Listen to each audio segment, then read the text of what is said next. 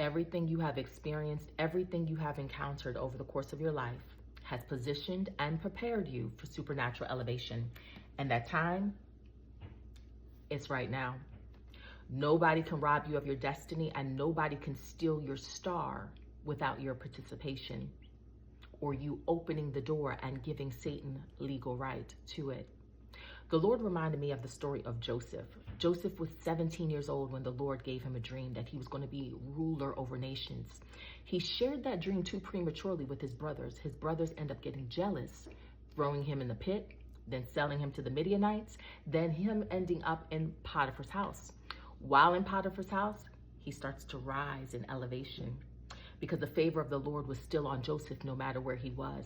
Whether he was in his father's house, he was favored. In the pit, they didn't murder him, he was still favored. He ends up in Potiphar's house, he's still favored. So he rises in elevation. Then Potiphar's wife comes and tries to sleep with Joseph. Joseph's like, nah, I'm not about that life. I'm a man of integrity. And he rejects Potiphar's wife.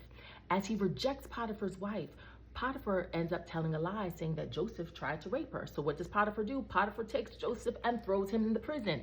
While in the prison, favor still upon the Lord, still upon Joseph. So he starts rising in elevation in the prison. He becomes second in command, right underneath the warden, helping the warden in the prison.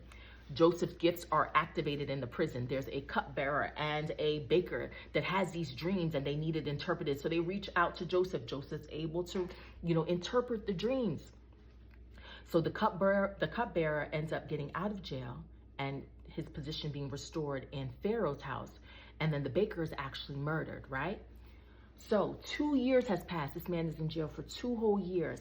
He could have got helpless. He could have got defeated. He could have said, you know what, Lord, I give up. I return my destiny back to you. This isn't what I saw at 17 years old. Take it from me. He could have done that. And that's the problem most people have. When God doesn't release what it is that you saw years ago, you start to want to give it up, return it back to the Lord. And that's what the enemy wants you to do. But Joseph did not. So 2 years pass, Joseph is in the jail.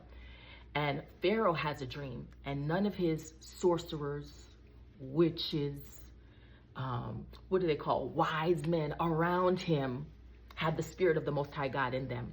They could not figure out Pharaoh's dream. So Pharaoh has to go into the prison, take Joseph out the prison for his dream to be interpreted.